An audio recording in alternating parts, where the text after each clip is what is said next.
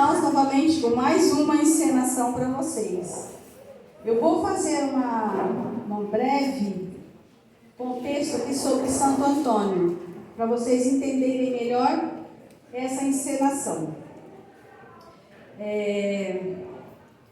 Santo Antônio,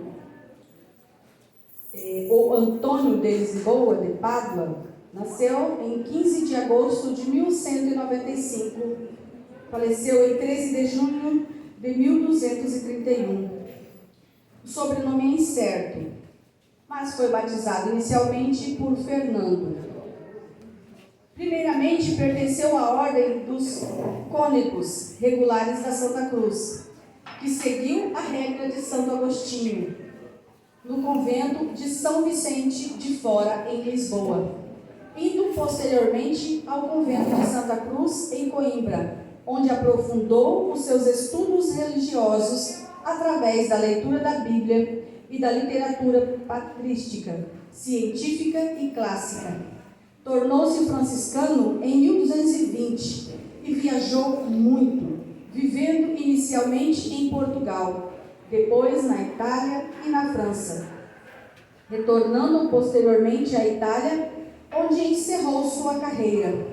No ano de 1221, fez parte do capítulo geral da Ordem de Assis, convocado pelo fundador Francisco de Assis.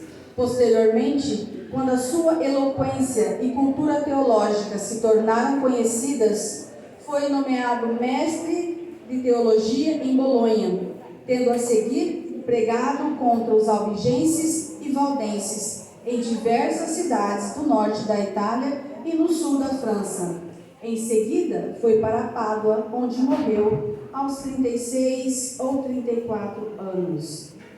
A tradição taumatúrgica. Diz a tradição que em sua curta vida operou muitos milagres, como seguem alguns exemplos. Certa feita, meditando à beira-mar sobre a frequente presença da imagem dos peixes nas Sagradas Escrituras, os peixes ter-se-iam reunidos aos seus pés para escutar uma de suas pregações.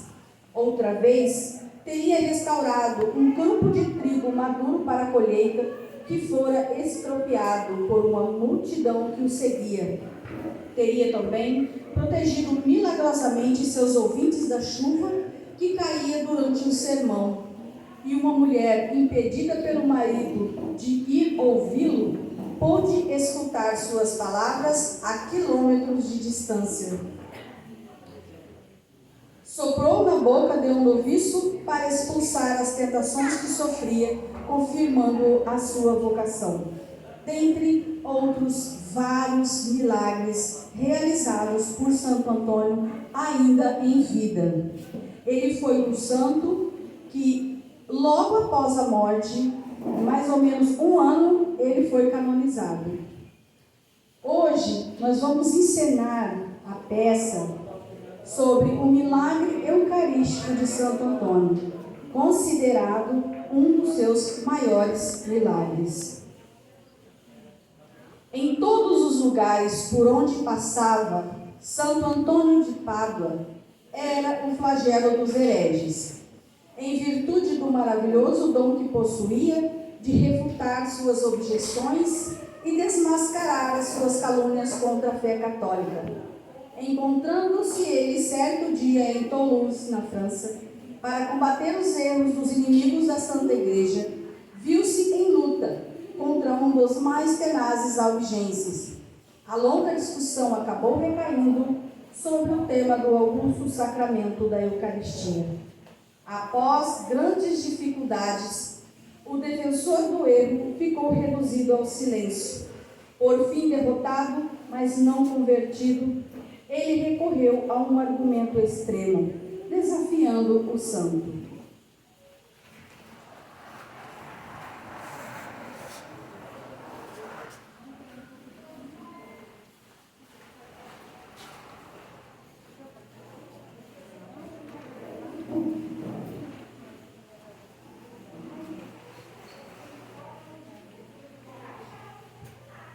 Deixemos de palavras E vamos aos fatos.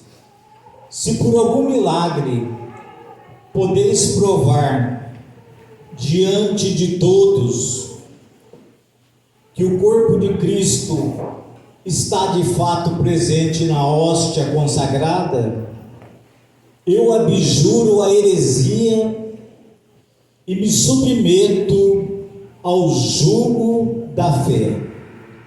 Aceito o desafio. Eis, pois, o que proponho. Tenho em minha casa uma mula.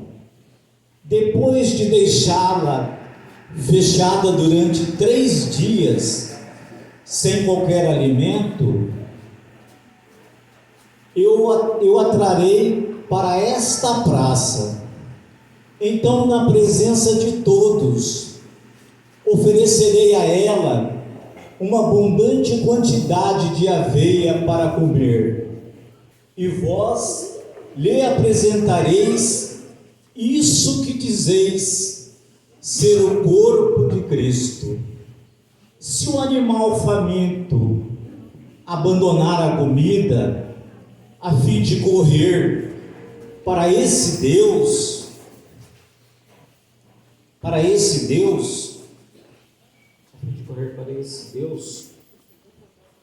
que segundo vossa doutrina deve ser adorado por todas as criaturas, eu crerei de fato, de todo o coração, no ensinamento da Igreja Católica.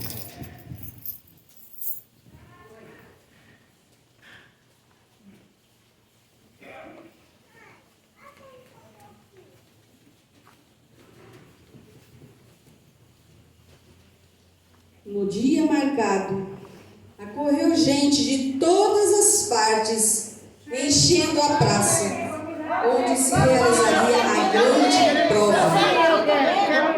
Católicos e hereges esperavam uma grande expectativa fácil de imaginar. Perto dali, numa capela, Frei Antônio celebrava a Santa Missa com um fervor angelical.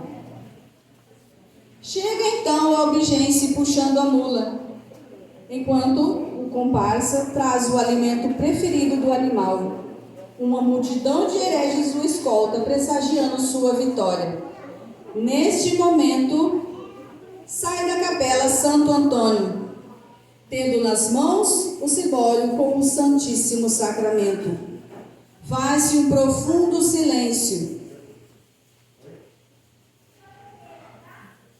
Dirigindo-se à mula, ele brada com forte voz: Em nome e pelo poder de teu Criador, o qual, apesar de minha indignidade, aqui seguro, realmente presente em minhas mãos, eu te ordeno, pobre animal, vem sem demora inclinar-te, com humildade diante dele.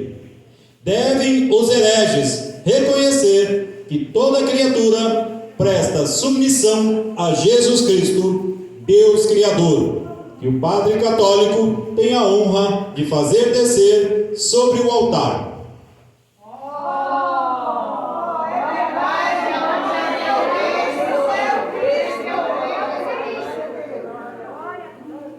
À vista disso, católicos explodem em manifestação de entusiasmo.